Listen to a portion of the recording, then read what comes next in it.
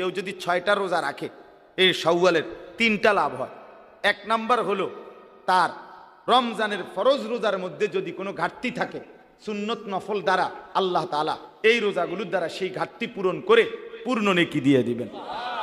2 number, যে ব্যক্তি হাদিসে আছে নবী বলছে একটি নেক আমল কারো যদি কবুল হয় এটার প্রমাণ হইল বাহ্যিক একটা নমুনা হইল আল্লাহ তাকে সেই নেক আমল পুনরায় করার তৌফিক দেয়।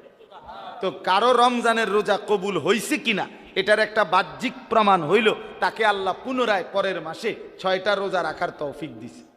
তাহলে এই 6টা রোজা যে রাখতে পারবে প্রমাণ হবে, আশা করা যাবে যারা রমজানটা কবুল হয়েছে, এই কারণেই আল্লাহ তাকে পুনরায় রোজা রাখার তৌফিক দিছে। আপনারা একবার সুবহানাল্লাহ কন্ত, আবার কন্ত, আবার বলেন তো। এ কয়বার কইলেন?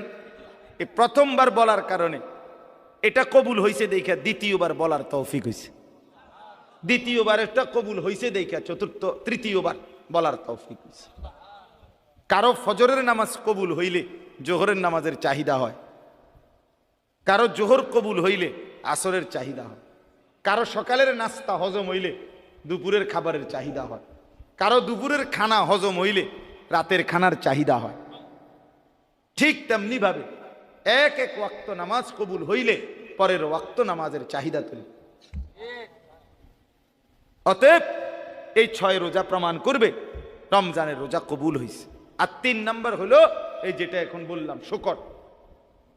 আল্লাহ যে আমার এত বড় রমজান দিছে, সুযোগ দিছে, হায়াত দিছে, এটার শুকর আদায় হবে এই 6 রোজার দ্বারা। তাহলে 6 রোজার দ্বারা আমার ফরজ রোজার ত্রুটি বিচ্যুতি মাফ হবে। এই 6 রোজার দ্বারা আমার